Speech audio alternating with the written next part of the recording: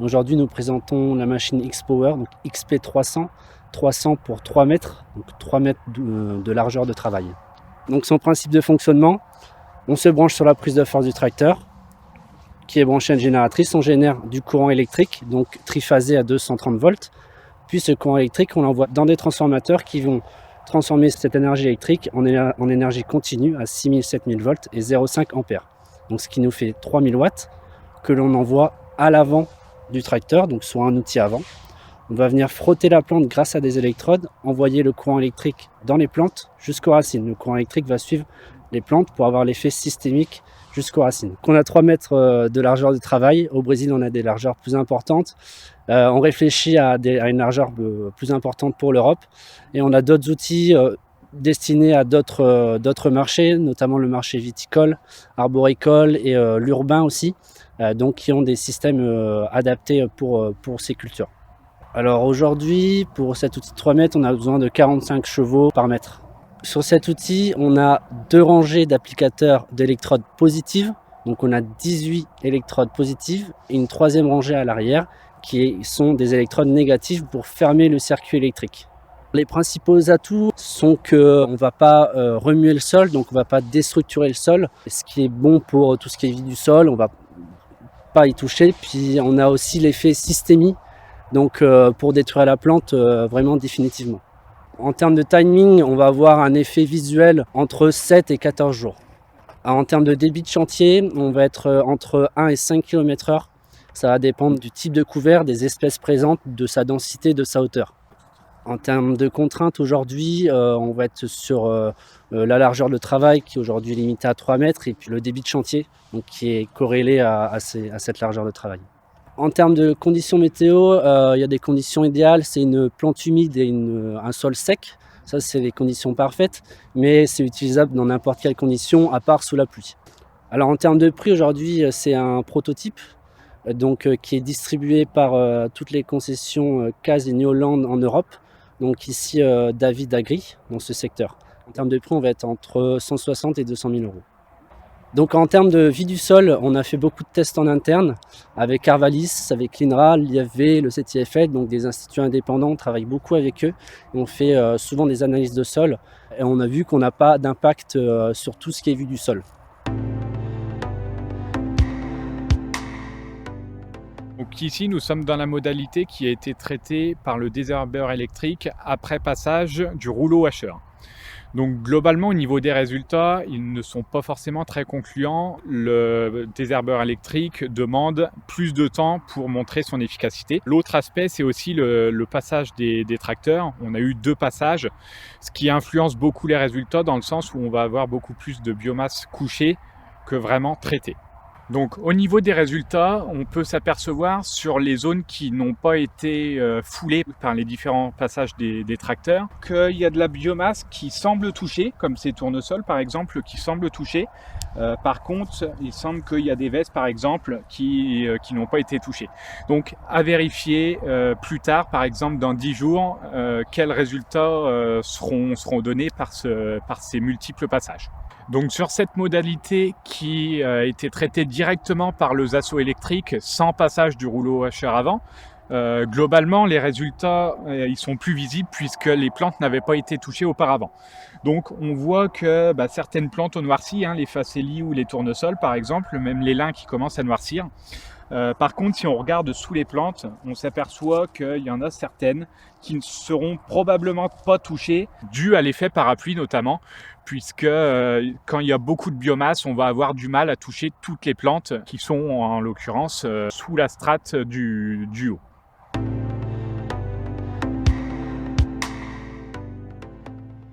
Aujourd'hui, je vous ai ramené donc un outil qui gère la problématique en fait d'origine pour gérer les vivaces, donc chardon, rumex, chien-dent. Et moi, je me suis intéressé très tôt à cet outil-là parce que j'avais une problématique pour gérer mes couverts.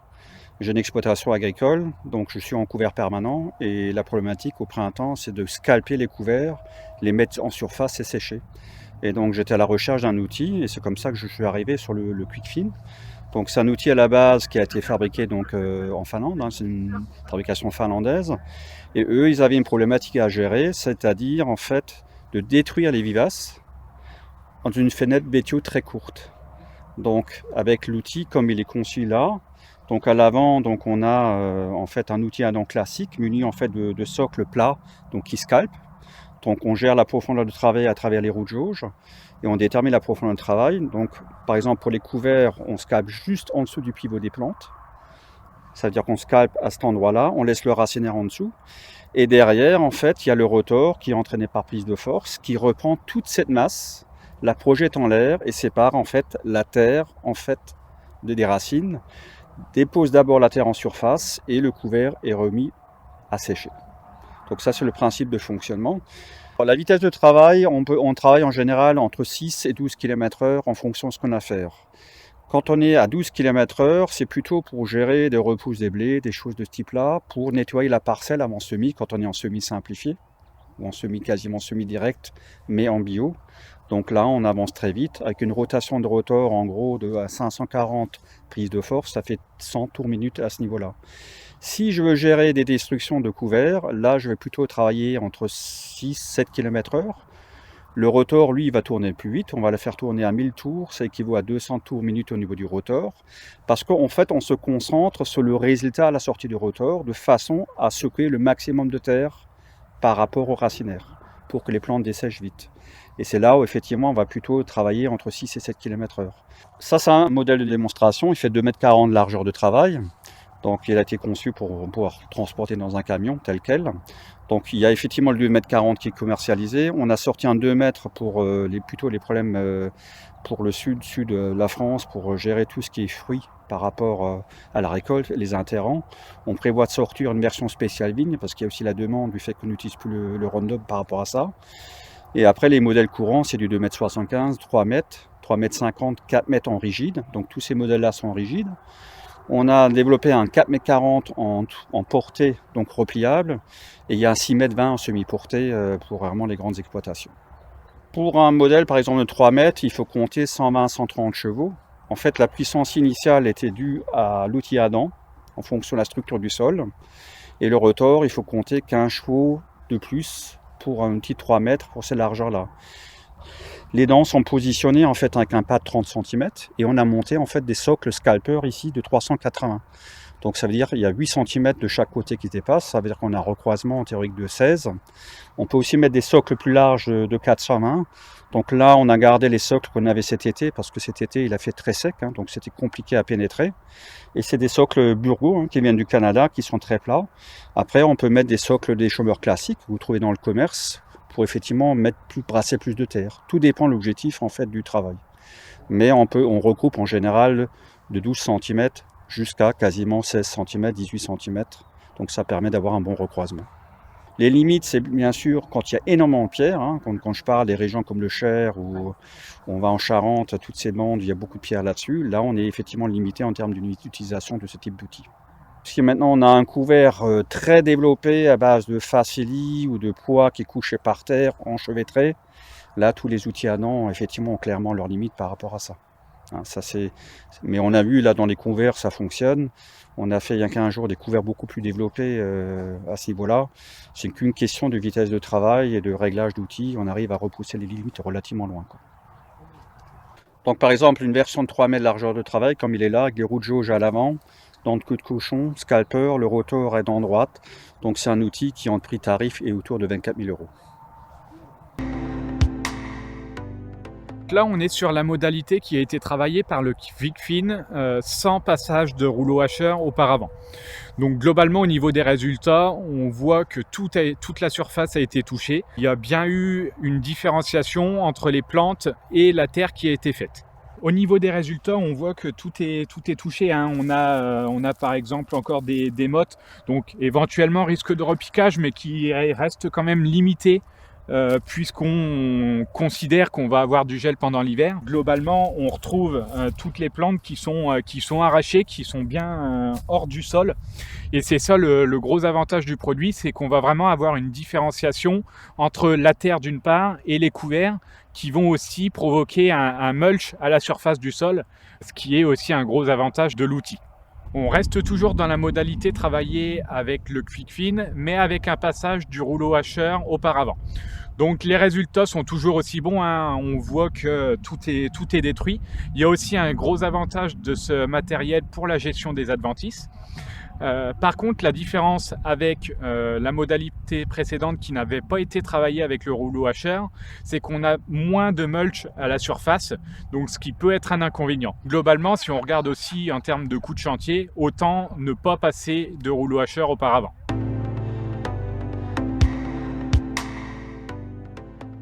Bonjour, je me présente, Rénal Cuvillier, Société Quitté.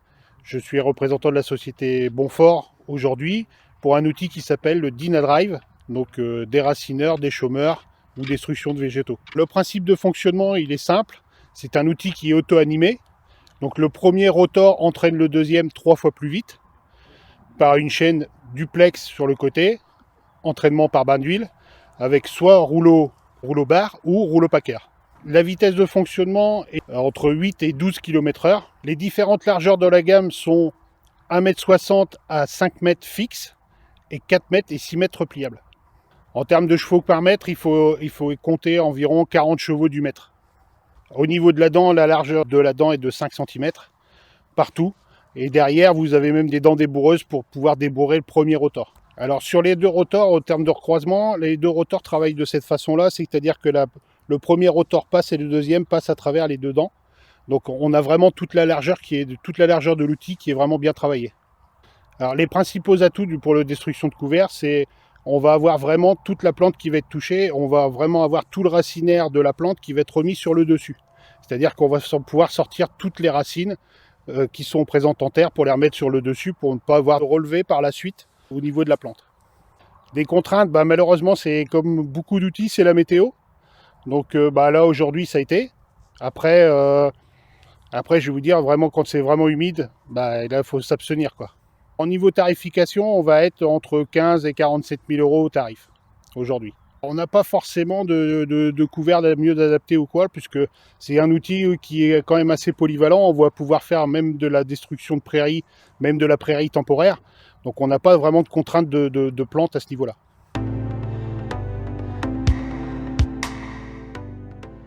Nous arrivons dans la modalité qui a été travaillée avec le DynaDrive, donc sans aucun passage d'outils auparavant.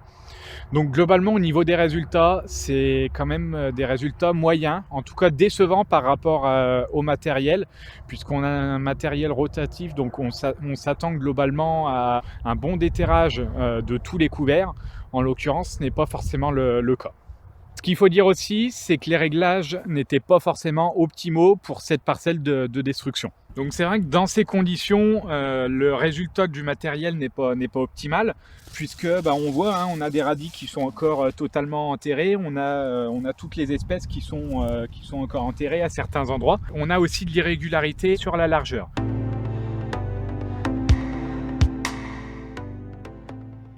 Donc on est importateur de différentes marques, différents types de matériel. On est importateur donc de la marque Trèfleur qui est présentée ici. Spécialiste du désherbage mécanique depuis 20 ans, spécialiste également dans des outils de scalpage donc, qui sont présentés ici. Ici on présente deux types d'outils différents qui sont à la fois complémentaires ou qui peuvent s'utiliser donc indépendamment, qui sont le rouleau hacheur, qui est un outil frontal qui va permettre de hacher le couvert, donc hacher la partie foliaire du couvert, là en largeur de 3 mètres.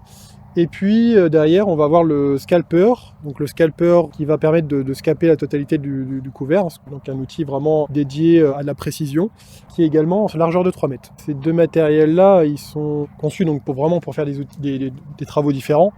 Comme on peut le voir sur les essais, on a fait des passages avec le rouleau seul, et des passages avec le scalper seul et des passages avec les deux matériels combinés. Le rouleau hacheur, lui, c'est assez flexible parce que c'est un rouleau hacheur 3 rouleaux. Il y a beaucoup de possibilités au niveau travail puisque on peut vraiment le faire travailler dans des conditions différentes, que ce soit des conditions humides, sèches, dans des couverts peu épais ou très épais.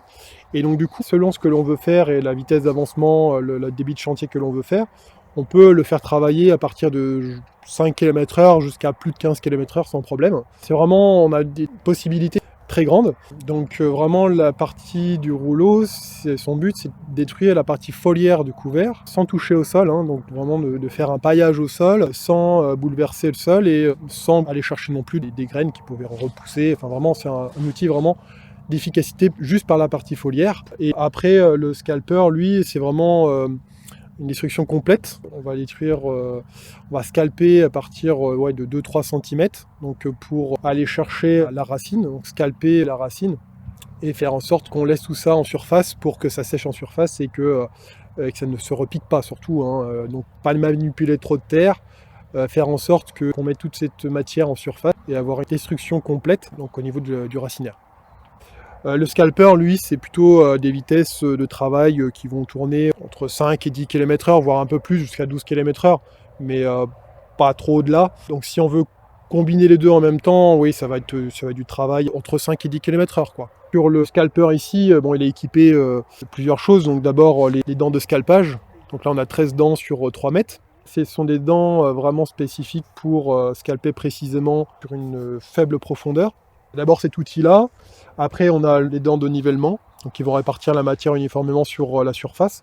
Et après, les 3 grosses rangées de hairpin, on a des dents de scalpage de 22 cm. Et l'objectif, c'est de scalper vraiment la totalité de la surface, de ne pas avoir de zone non travaillée, et d'avoir surtout un bon tirage droite-gauche. Le prix, sur un 3 mètres, 10-11 000 euros, selon les équipements. Et puis le scalper configuré comme on a ici. Donc le scalper, les niveleurs, les 3 rangées de hairspin. Donc on peut aussi avoir un rouleau émetteur si ça c'est une chose qui est possible. Mais dans cette configuration-là, il faut compter un outil à 18 000 euros.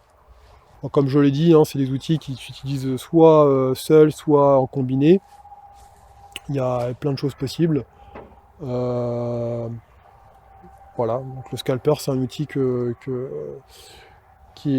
est aussi très polyvalent et qui gagne vraiment à être connu. Voilà.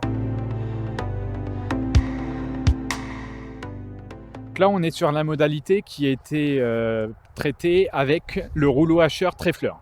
Donc en l'occurrence, au niveau des résultats, on voit que globalement, quasiment toutes les plantes sont couchées et donc on a un bon taux de destruction. Donc comme on le voit, hein, toutes les plantes quasiment touchées, des plantes coupées. Bon, par contre, on garde quand même les mêmes inconvénients sur la partie rouleau hacheur. On va avoir besoin d'une biomasse importante pour qu'il y ait eu un bon taux de destruction. Donc là, globalement, on a un bon taux de destruction ou en tout cas de coupage sur toute la surface. Par contre, l'inconvénient qu'on va avoir, comme pour tous les rouleaux hacheurs, c'est qu'on va avoir des résultats donc sur la surface. Par contre, pour les radis, par exemple, on ne va pas avoir de scalpage en profondeur. Donc, on va avoir un risque de repousse. C'est aussi pour ça que la marque Trefler a choisi d'associer le rouleau hacheur au scalper.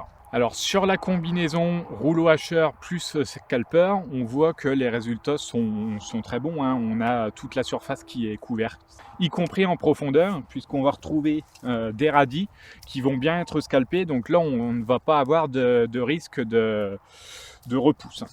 Au niveau des résultats, on a souhaité aussi faire un passage avec le scalper seul pour comparer avec la combinaison rouleau plus scalper. Donc on s'aperçoit que globalement tous les couverts sont touchés, hein. On retrouve des radis qui sont scalpés, là-dessus il n'y a pas de souci. Par contre, l'inconvénient qu'on va retrouver, c'est qu'on va avoir une sorte d'andin sur le milieu du passage, qui peut être un inconvénient quand même à la dégradation des végétaux et au nivellement du sol.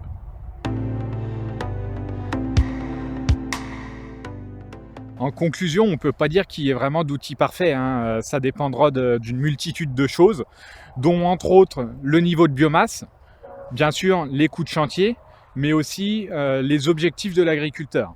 Donc pour l'aspect biomasse, effectivement, on va avoir des matériels qui vont être plus ou moins adaptés en fonction du niveau de biomasse. Pour prendre un exemple concret, au niveau du rouleau hacheur, c'est un outil qui va être vraiment adapté aux couverts avec des biomasses importantes, alors que l'efficacité sera moindre pour des biomasses très faibles. Sur l'aspect coût de chantier, on va avoir différents points qui vont être importants. On va avoir déjà le premier point qui est le coût du matériel. On va avoir le deuxième point qui va être le débit de chantier, puisque les constructeurs l'ont dit eux-mêmes dans leur présentation du matériel.